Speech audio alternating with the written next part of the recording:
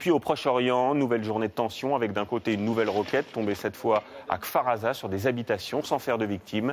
Alors qu'à Gaza, les bombardements se poursuivent. Il y a eu 5 nouvelles victimes aujourd'hui, soit un total de 175 morts en une semaine seulement, principalement des civils. Alors on le sait, l'armée israélienne parle souvent de frappes ciblées et très précises. Les autorités affirment même avertir les populations civiles avant les tirs. Alors qu'en est-il vraiment et pourquoi les pertes sont-elles si importantes? Reportage signé Marc de Chalvron, Philippe Maire, envoyés spéciaux pour France 2 à Gaza. Voilà ce que les Israéliens appellent la roquette d'avertissement. Une première frappe pour dire aux habitants de partir le plus vite possible, car 58 secondes plus tard à peine, un missile, suivi d'un autre missile pour réduire à néant la cible, une maison d'un dirigeant du Hamas qui avait quitté les lieux avec sa famille. Beit Lahia et ses rues quasi désertes. L'armée israélienne a prévenu ce quartier va être bombardé massivement. Abou Hassan et ses amis sont au courant de la menace. Certains ont même reçu des coups de téléphone de l'armée israélienne. Il parlait en arabe, mais un mauvais arabe, avec un fort accent hébreu. Oui, un mauvais arabe.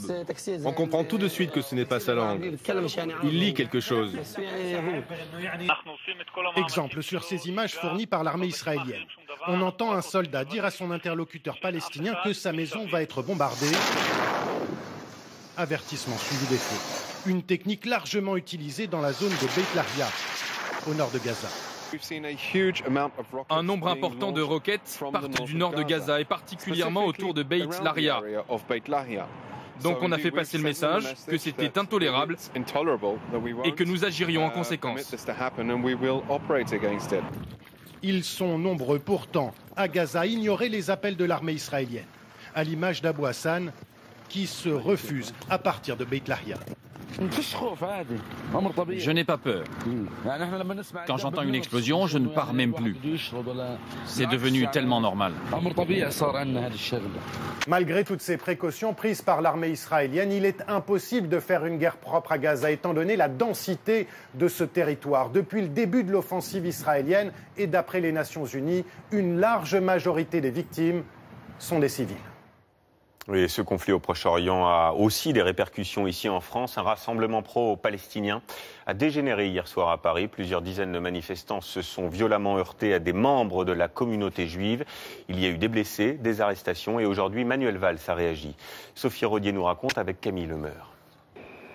Ils étaient près de 7000 hier à défiler dans les rues de Paris à l'appel d'un collectif d'associations pro-palestiniennes. La manifestation se dirige vers la place de la Bastille. Les forces de l'ordre ont pour mission de protéger les différents lieux de culte israélites qui bordent la manifestation. À la fin du parcours, des premières échauffourées éclatent à proximité d'une synagogue située rue des Tournelles. La synagogue est-elle délibérément attaquée ou ont-ils répondu à des provocations? Les versions divergent. Une première fois, les forces de l'ordre font usage de gaz lacrymogène pour repousser les manifestants. Puis, place de la Bastille, alors que le cortège se disperse, de nouveaux incidents éclatent. 200 à 300 manifestants s'engouffrent dans la rue de la Roquette, où se situe une autre synagogue. Face à eux, des membres de la Ligue de défense juive, un groupe radical.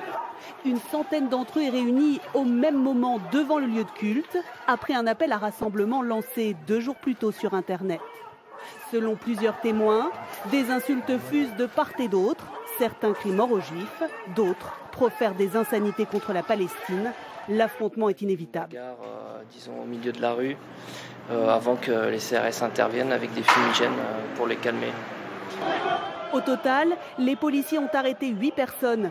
Cet après-midi, le ministère de l'Intérieur a annoncé que des instructions avaient été données au préfet visant à interdire ce genre de manifestation. Nous étions dans une synagogue pour une manifestation qui avait lieu pour en fait soutenir notre État, qui est celui d'Israël.